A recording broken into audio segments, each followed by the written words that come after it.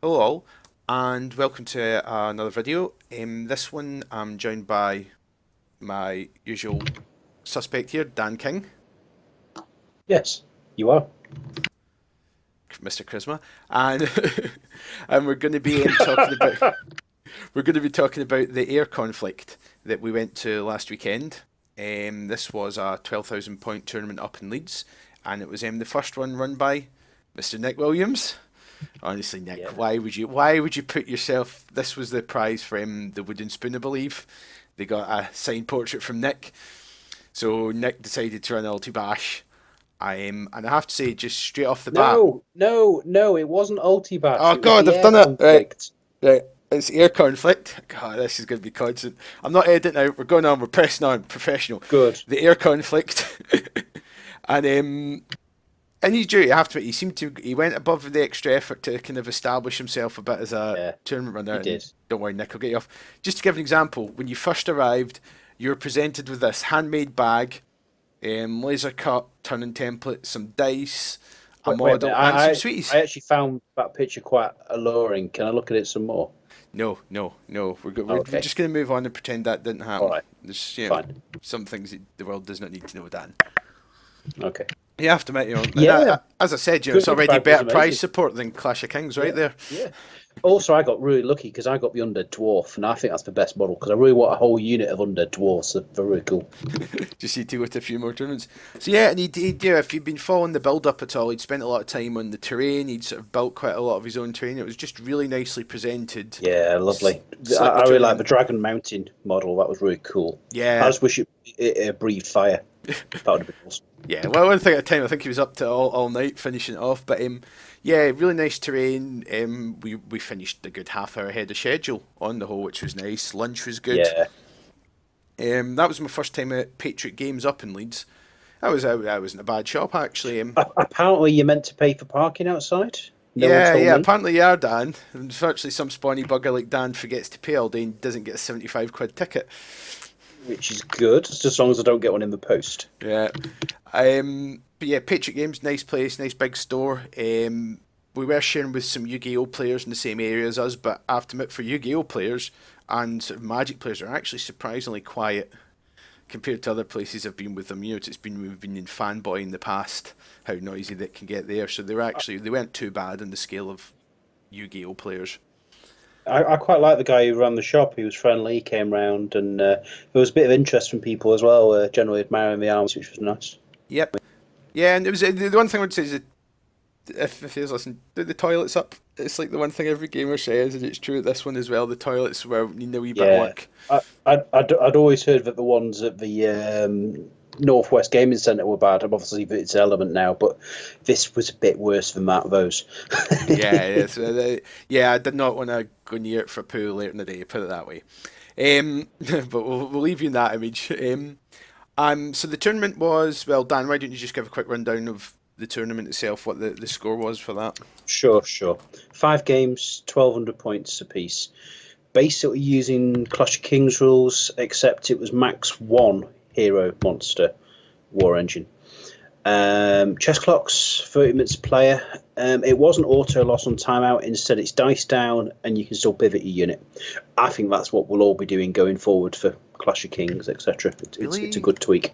I don't like it. Yeah, I still think you should time out should mean death to encourage folk to play.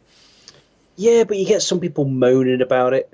Before this tournament, I have never ever timed out. At this tournament, I didn't care. So I see your point. Yeah, What Nick's thinking of doing is having it so if you do time out, you lose a tournament point. So, okay, you're not going to lose the game over it, but you still don't really want to do it. But I it doesn't think well, turn a complete massacre into, oh, I've just lost the game because I wasn't paying attention to the clock. the one thing I'd say about that actually, thinking about it, if you're talking about losing a tournament point, is the way the scoring system worked. This was a little bit different. Normally, in most tournaments, the way it works is you get 15 points for a win, 5 for loss, or 10 each for a draw, and then it's modified by the difference in victory points. So if Dan kills 500 of mine and I kill 250 of his, then there's a modifier for 250 points, which is probably plus or minus 2. So I'd be on 3 points and Dan would be on 15, 16, 17. But this tournament there was no minuses. So even when you're losing, if you go out and got the kills and got those extra points, it would only add pluses on. Am I right? That's how he was doing it, Plus, wasn't it? what's particularly interesting is it was a 15-10-5. 15 for a win, 10 for a draw, 5 for a loss. So if you lost the game but killed more of your opponent's army, well, you could actually get 10 points out of it. Whereas the winner might only get 15. So, but regardless of that, you're not getting penalised. So you're not nearly as far behind, even if you lose. So you can come back. And a draw, a high scoring draw, you could do as well as someone winning the game. So Yeah. I actually quite like that. I mean, I guess from someone who wins quite a few games, it means more people have got more of a chance of overtaking you. But again, I like that too. I don't really like being up at the top and thinking, oh, actually, no one can possibly catch me up. You know what I Yeah, mean? I like more of a chance. So. yeah, I was quite a fan of it. I think I like both. I don't. I'm not. I'm agnostic. I can go with either option quite happily. I can see the plus and minuses around both. But anyway, let's get on with the lists then. So this was only 12,000 points, and yeah, Oh, I went 100, 100, not 1200, 1,000. 1200. Sorry, it's got some zeros, and it's late. It's Friday. It's been a long week, and so I, Sure. I went incredibly small and hardcore. So my list's Vampire and a Dragon with the Enscrolled Armour, two Werewolf Hordes, one's got Brewer Strength, one has Blessing of the Gods, a Wraith Troop, and a Lycanus with the Blade of Slashing. That's it. Very Incredibly nice. Elite army. small. Dear God, was it? I knew it was a bit on the small side, but when I was deploying against some of my opponents, I just felt so outnumbered. I think I had the lowest drop count and definitely the lowest model count there Yeah. by a 5 long is way. quite extreme. Yeah, but it's so manoeuvrable it wasn't a real issue. And we were playing on 2x2 boards, so it's dead easy for the werewolves and the vampire and pretty much the entire army to get from one side It's to the actually other. 4 foot by 4 foot boards, not 2 foot by 2 foot. Close. Yeah, you think I'd prepared for this, wouldn't you? So why don't you talk us through your army, Dan? Yeah, sure. Okay, so I had 7 drops, so not huge, but bigger than yours at least. So all I really did was take the units, just take a few units out of my cock army and add in one extra. So we've got the 2 Lycan hordes at the back, exactly the same as at Clash of Kings, Brewer Strength, Brewer Sharpness. It works. So yeah, 2 chaff packs. That's actually the same as I had at 2,000 points, and they proved amazing. So When you're excellent. saying chaff packs, are actually beast packs that he uses as chaff, but Yeah, sure. The beast packs. Everyone knows the chaff packs. Okay, there's a stampede just for one with elite. And again, it's the same artifact loadout I used previously. Keeps it easy for me. I don't forget it. It's simple. 2 characters. A classic shaman on mount. You can just about make it out on the back right. With the amulet mounted, heal and bane chant. Awesome. I would Fireheart normally, amulet. yeah. I would normally prefer to take 2 shamans, but max 1 I couldn't. So there's an army standard in there as well, mounted. So game one, I was against Mike Woods. Mike was used to be a local sort of opponent up in Manchester. We used to play Flames of War together. Mike brought salamanders, so he had 2 of I think the greater fire elementals, 2 packs of Saurus warriors. I'm not sure what the actual name is for them in Kings of War. 2 packs of Saurus, 2 regiments of Saurus Cav, and the giant. What's the giant lizard thing called in the Salamander's army with the blowpipes in the back? Uh, it's not a stegodon. Not a stegodon. The not a stegodon. So a bit worried because he does have quite a large army, but he does have no inspiring, which I didn't notice. So he deployed the line. I deployed, as you can sort of see in the picture there. I chucked it all forward. He didn't really move much, and unfortunately left the fire elementals at range. So I lobbed my entire army over the hill and managed to get the vampire in the flank of one of the regiments of Saurus and pop both fire elementals in the Saurus regiment in one round. I didn't expect to get both fire elementals. I thought I'd maybe get one. But at that point, I've turned his flank. I'm turning, looking down him. So he deployed in the line. Unfortunately, he was stuck just conga line these units one after the other. So I was just hitting them one after the other and took them all out. So pretty much got off to a good start there straight away and got myself a big win. So 20 points. It was called a Ankledon battle platform. There we go. Ankled in Apparently. battle platform. Quite a tough Yeah. thing. Actually took me a couple of goes to get rid of it. Yeah, defense 6, nerve 17, fearless. Yeah. So yeah, Mike is Mike is awesome guy. He has a large collection of wooden cutlery he has picked up over at tournaments over the years, and he always takes it like a champ. So yeah, good start for me anyway. Yes, okay. My first game was against Chris Silkstone.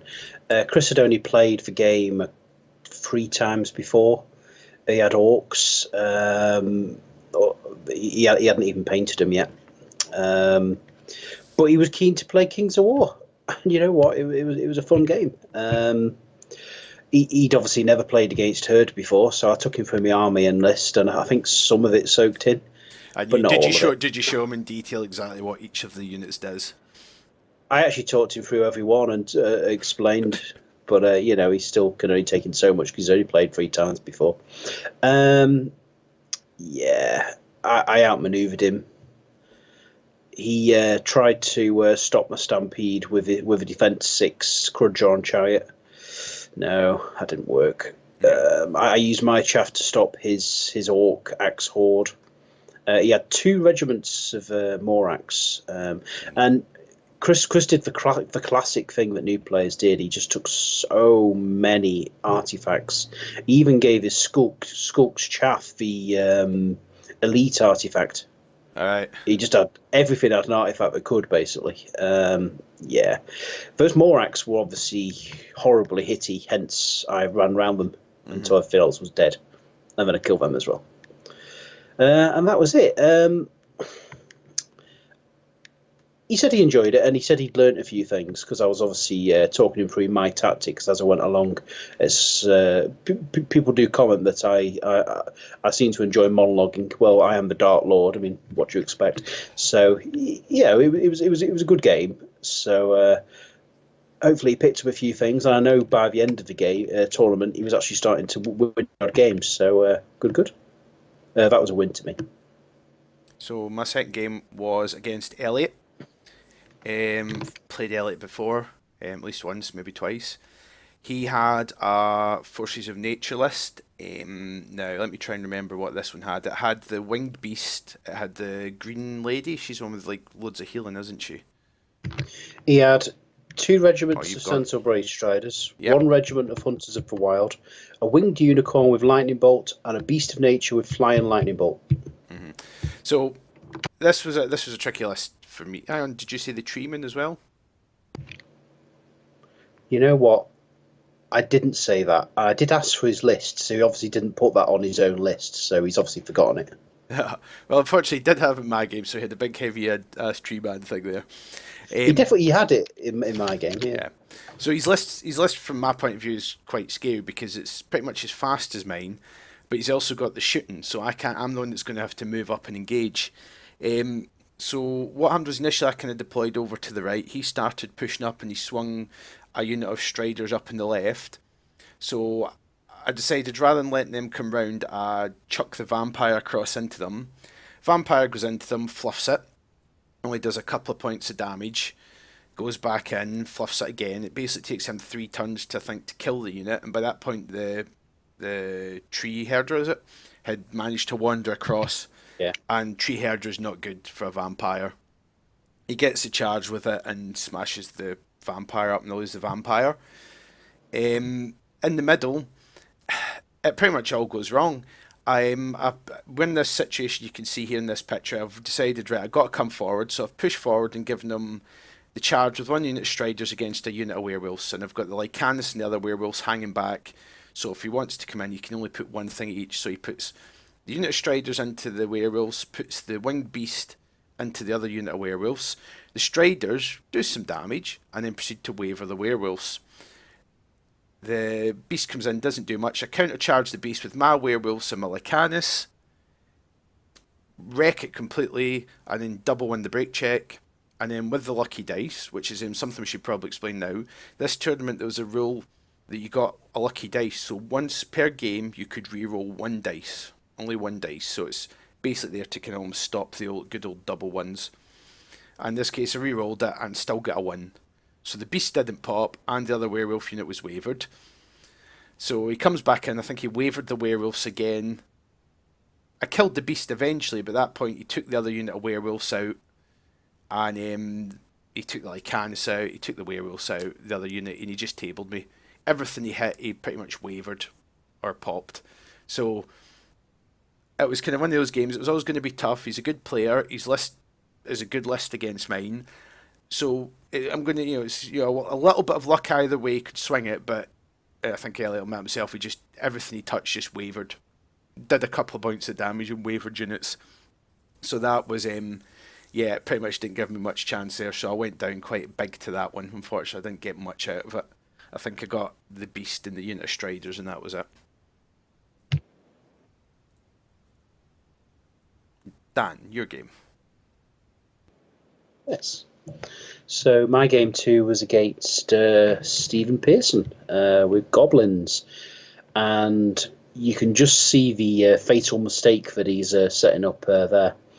I moved forward, moved my Lycans up on the right flank, and he left those trolls so I could get a flank charge onto them with a nimble charge from the Lycans. He completely forgot about it, and I don't know why he did, because I was kind of monologuing, telling him all about it. I was like, I'll go up here, because only the more beasts can charge them, and then, I'll be able to start getting units and such. But, yeah, he forgot. He gave me a flank into him. There was a bit of bouncing in the centre for a little while, but once I got my Lycans round and started messing things up, the army just fell apart. It was a good game. It was a good game. I think he was kicking himself for forgetting about the nimble, though. But, yeah, it was good. You can see Dragon Mountain in the background as well there. Oh, yeah, we were joking before the game that Stephen could maybe deploy his nasty shooty thing in it. War trombone. War trombone, yeah, because it did actually fit in the mouth. So. We're all forgetting their words today. This is so professional. It is. But yeah, good game, and that was another big win for me. Game 3 then, I was against Spud, the Viking Wargamer of YouTube. Check out his channel, it's good stuff.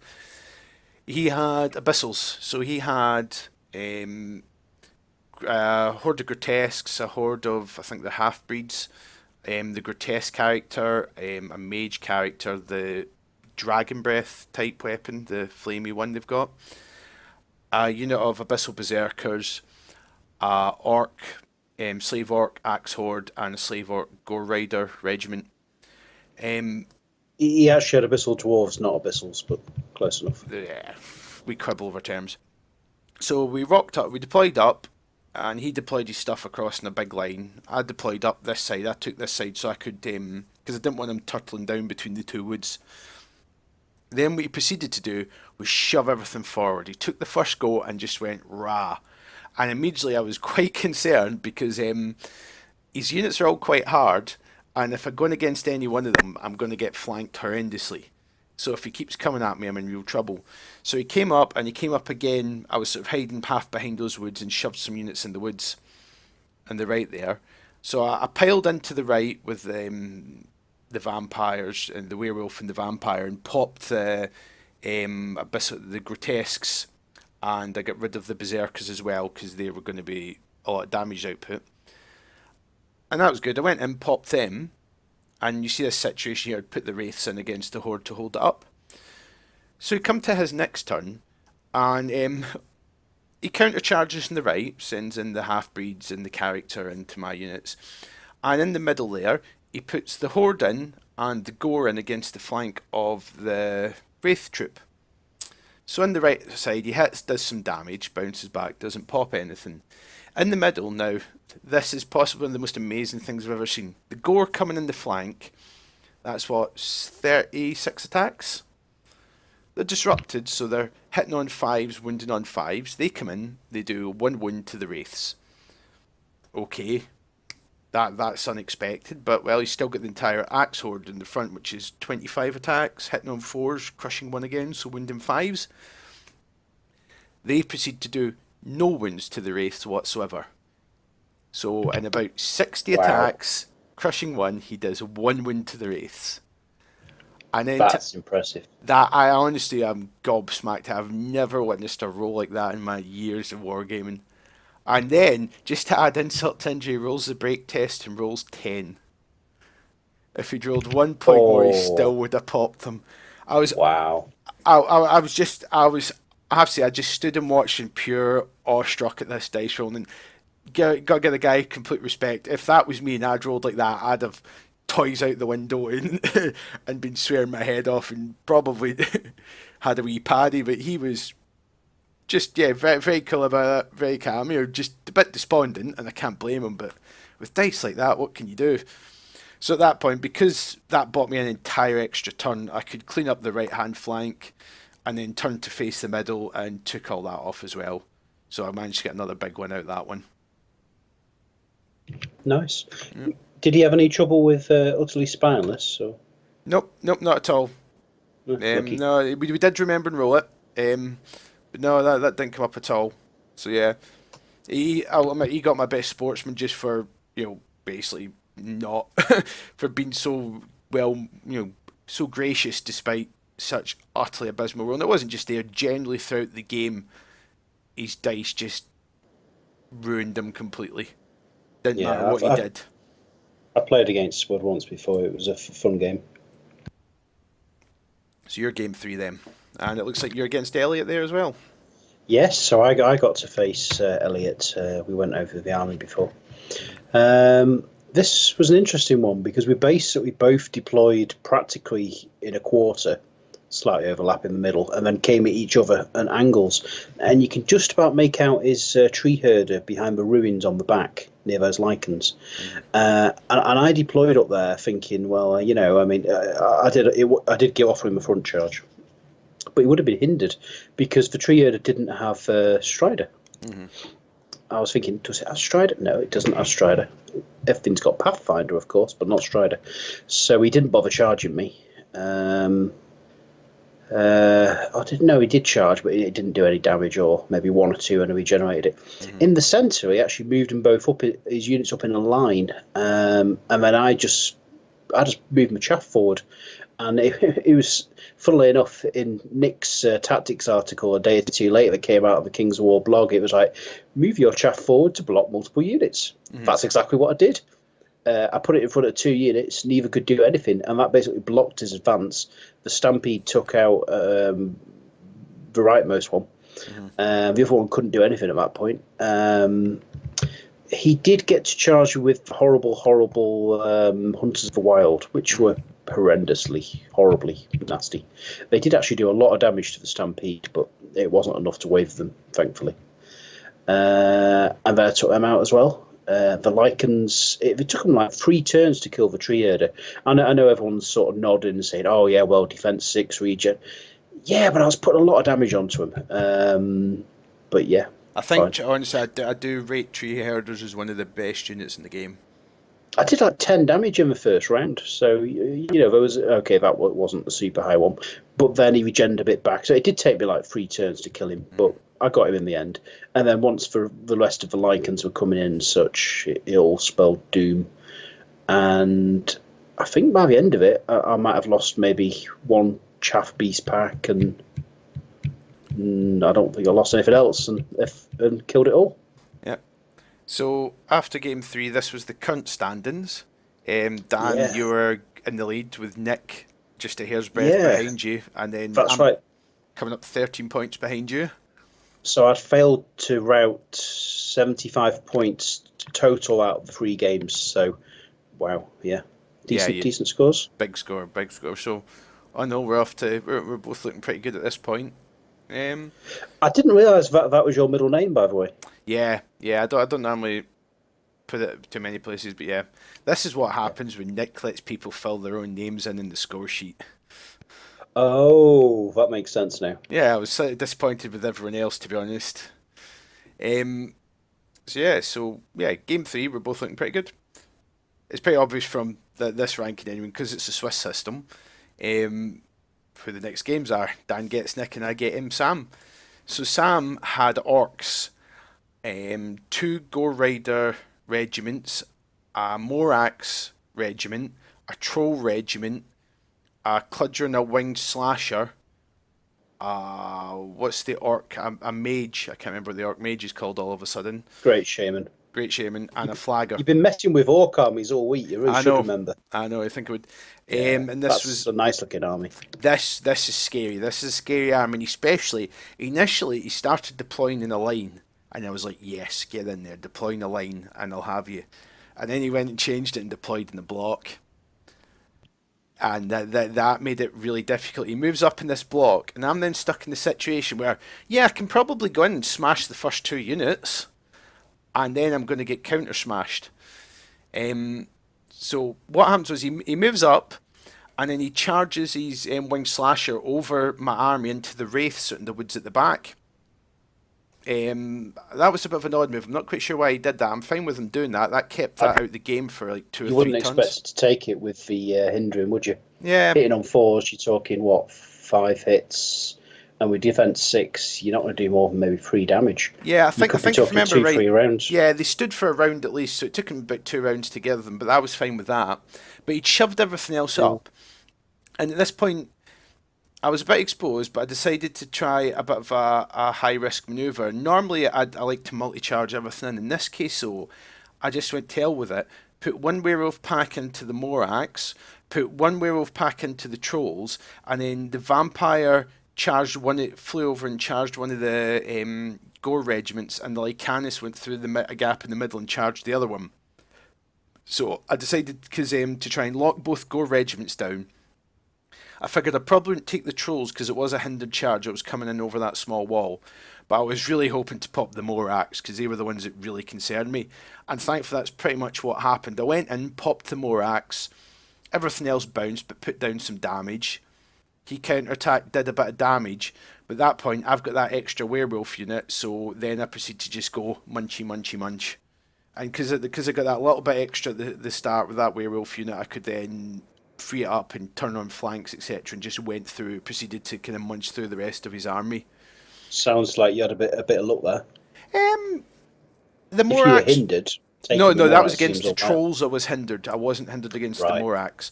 The Trolls I didn't expect to pop. I was just pinning them in place. It was the Morax. It was whether basically I was tempted to put like the Vampire or the Lycanus in with the Werewolves into the Morax, just to make sure of it. But I thought safer to try and pin both Gore regiments. So it was a wee bit of a risky move, but it paid off, and got me a decent win. I don't think it was a big one. I think I lost one of the werewolf hordes, eventually, or the Lycanus, something. I did lose something, but yeah, it was a nice little list. I did like it. Again, quite similar, high damage output. Just was a bit slower than mine, but he deployed it right, played it right. I just sort of took the slightly risky manoeuvre, and it paid off for me. Nicely done. Yeah. So you versus Nick, who we might point out the tournament organizer with the stand-in. Game 4 is on is on second place. Yeah, he was doing really well, and he'd been saying for ages, like, somebody please beat me. Well, I was willing to do the job for him. Nick tried to run me into the difficult terrain, which actually hindered him more than me, of course, because I had Pathfinder. Did you forget you had Pathfinder everywhere? Well, he couldn't have done, surely, but it was hindering him, and it wasn't doing anything to me, so I don't quite understand it. We should point out there are missions on all these games. The games tended to be, I think, our games were quite fighty. I don't think we bothered too much. Both our armies were practically mirror armies from what you could do out of the list. Although obviously I had the chaff advantage that you didn't have, which we'll talk about more later. Yeah, I kept his flanking force busy with a single beast pack for a little bit. It delayed him for a couple of turns, which was sufficient. The rest of my army went through the other 3 hordes pretty much straight away. His revenants at the back did get a charge off, but with it being hindered, it didn't do an awful lot. What was in his army? He had 2 hordes. There was a horde of spears on the left, on the bottom, skeleton spearmen, a zombie horde in the middle, revenant horde with brewer's strength at the back. Behind that there was a balefire, a mounted revenant king, an undead army standard bearer with healing charm. I don't even remember him using that, and a necromancer with bane chant. He designed it to be reasonably fluffy. So Does he the have fact that he werewolves was as doing well? so well. Yeah, he's got werewolf horde, didn't he? Oh, I missed. Yeah, and a werewolf horde. Yeah. This was not a fluffy list, I thought. Well, no. I mean, yes and no. He designed it to be a nice mixture, and it was. It turns out that in the smaller points value, big hordes like that is actually really hard to get to grips with, unless you've got extreme raw brute force, which is what I had. Stampedes and lichens eat those armies for breakfast. I mean, those lichens ran straight forward on the left, and the spears. I could have got a front charge off. Nah, I ran around the flank instead. So the spears pivoted, giving my stampede, who don't like phalanx, a flank charge on them. I mean, he was kind of doomed, wasn't he? Because, at that point, because if he didn't turn, he would have had lichens in the flank, which also would have been unpleasant. Yeah. Yeah, it was. I might have done it slightly differently. I might have just angled him enough so that the lichen on the flank would have been on the hedge, i.e. hindered because they don't have a strider, and yet the stampede would have been into the spear. Even then, it would have been kind of painful. He just didn't have the chaff really to slow me down. I don't know. Yeah, so it all kind of fell apart. And after about 3 turns, he conceded, which would have given me a complete total win. But I was like, well, I mean, we've only been playing 20 minutes. Do you want to keep going? You might kill some stuff. He was like, yeah, go on then. So, yeah, we played a bit more. And it actually turned out quite important. Not for Nick, necessarily, but he was able to run about half his army away, and I just couldn't catch it. The werewolves ran off. The Revenant King actually killed a couple of chaff packs. And that actually made a big difference, because although obviously I won, it then meant it was then possible for other people to, Walter, for example, to catch up. If I just accepted the conceding, I would have got more points, but I mean, I didn't really need more points. I was already doing perfectly fine, and that meant at least there was a chance of someone catching up. So I'm glad he did continue on. Yep. So as Dan said, last game, end of round 5, start round 5. I'm in second place, and I'm 8, 9, 11 points behind Dan. Now that's already quite a big lead Dan's got, but this is where this scoring system actually makes it harder for me to catch him, because even if I beat him, I'm only 10 points ahead, and although you only need a slight victory, points in normal difference, because if Dan gets kills, he gets more points. It's not just a kind of case of beating Dan and winning by 200 points. I have to pretty much table Dan and not lose anything.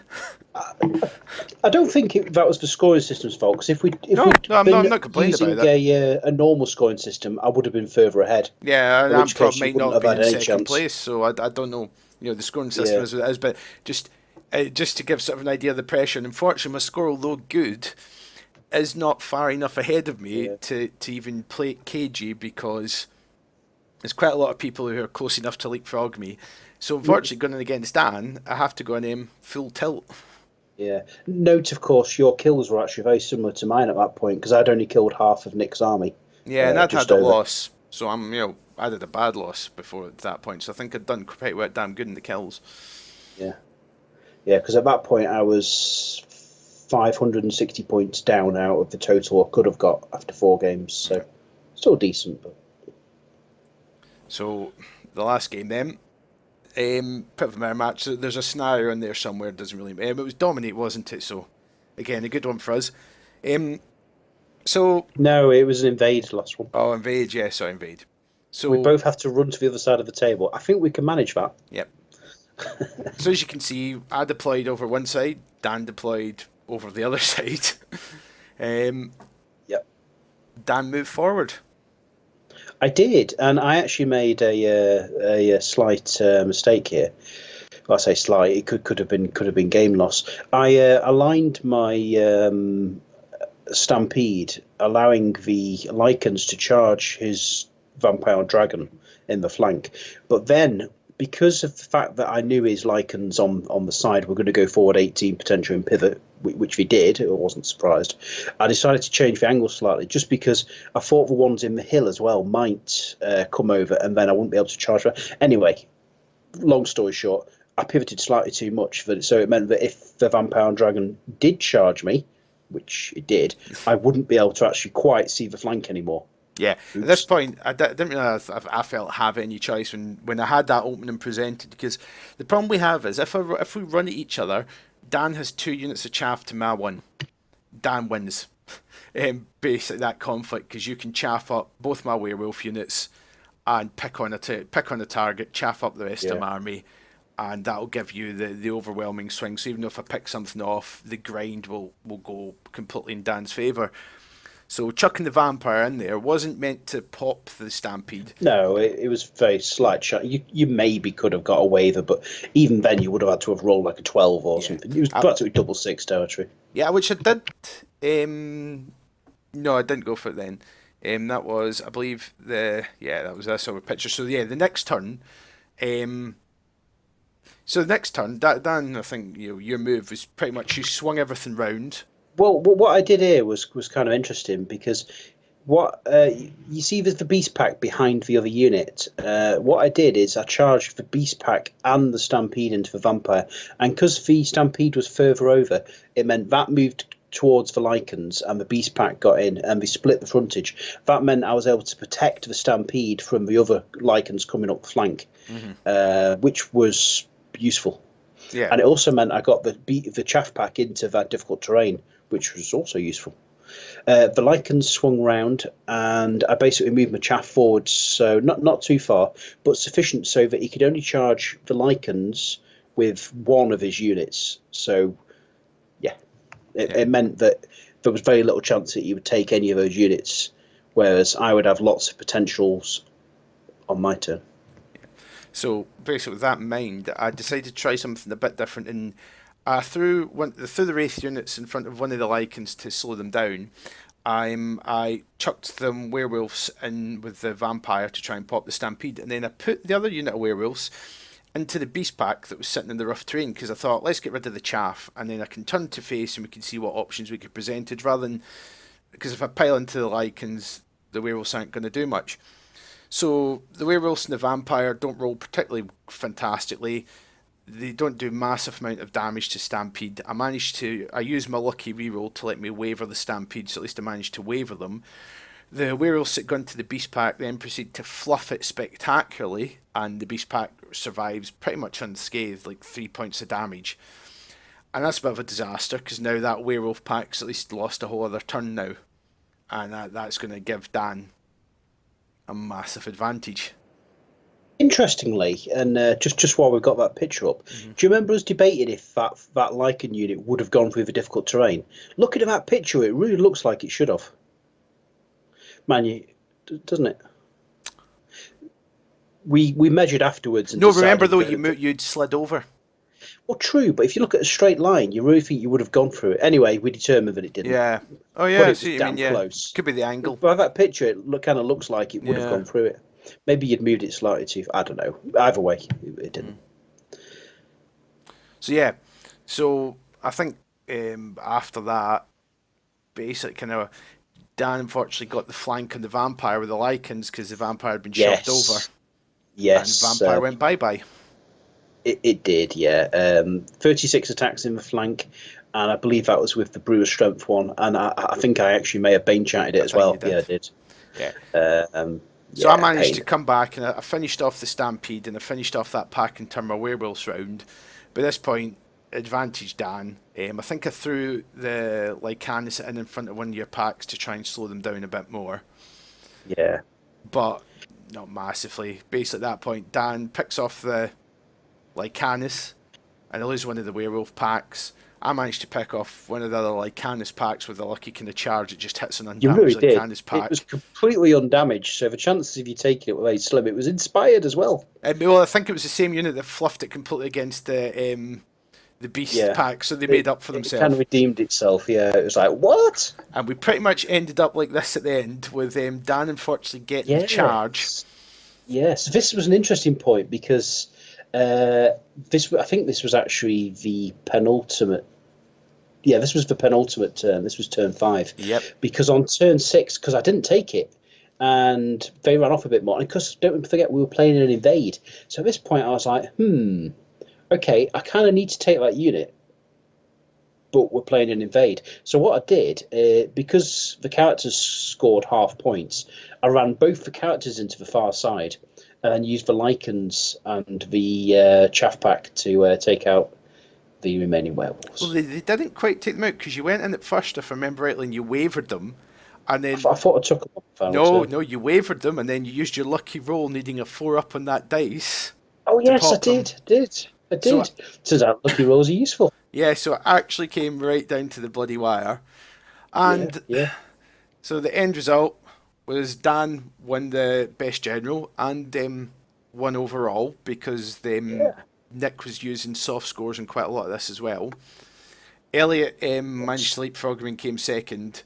Carol came third with the ogres, and unfortunately I dropped to fourth because of that. So again, Dan robs me of a podium position. You did actually gain a position down to soft scores, though. No, Yep, because you were yeah, I know. sixth. Right, this will.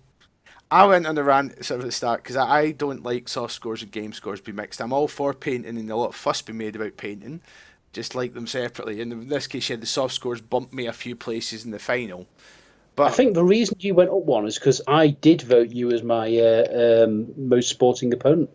well, I think 4 people did, didn't they, or something like that. There was a couple of I people that think did. Yeah, 4 people did, I think. I don't know. Is it 1 point or is it 2 But it points must be for 2 everyone? points looking at it. So I get a couple I of votes. suspect it's 2. Yeah, Yeah. yeah. So I have to admit, I was quite chuffed with that to get sort of. I think it was myself, Sean, and Adam that get voted as best sporting, and Adam because I think the decision Ah, whoever was lowest got it. yeah. You actually won third best sportsman, didn't you? Yeah. Hey. Nice. Yeah, yeah. I was actually really pleased with my hobby in this one because I've been making a little bit more effort doing the army board and everything, and an 18 for hobby really, really pleased me. So that was good. Yeah, I have to say, on the whole, it was a good tournament. It was a good turnout. It was a good mix of people too. Real good mix of skills from sort of the sort of usual, some of the regular faces to some completely new people. But again, Yeah, really good yeah. vibe the whole day. Really friendly, sort of cooperative, competitive vibe. Yeah, and I was speaking with Chris. I was chatting with him throughout the day, the guy I played first, the new player, and Yeah. he really enjoyed it, and he's really looking forward to playing more in future. So, awesome. Yeah. So again, Dan robs me. Next time I shall have my revenge. I'm just saving up for a really important tournament like I get, Masters next year. Last I game. gave you the chance. I gave you the dragon charge and everything. I was being kind. So yeah, no, good tournament. I'm looking forward to. I'm hoping Nick runs more soon. Yeah, yeah. Nick did a fantastic job. Yep. When you compare all the prizes and such with like Mantic's Clash of Kings, there's no real comparison. Yep. You had best general. Then you had the top 3. Crazy. There was so Overall, much. you had the best painted. You had the 2 wooden spoons. You had the overall wooden spoon and the war game wooden spoon. Yeah, there was the counter charge special for 7th place as well, which Yep. middle, which Richard Heath won.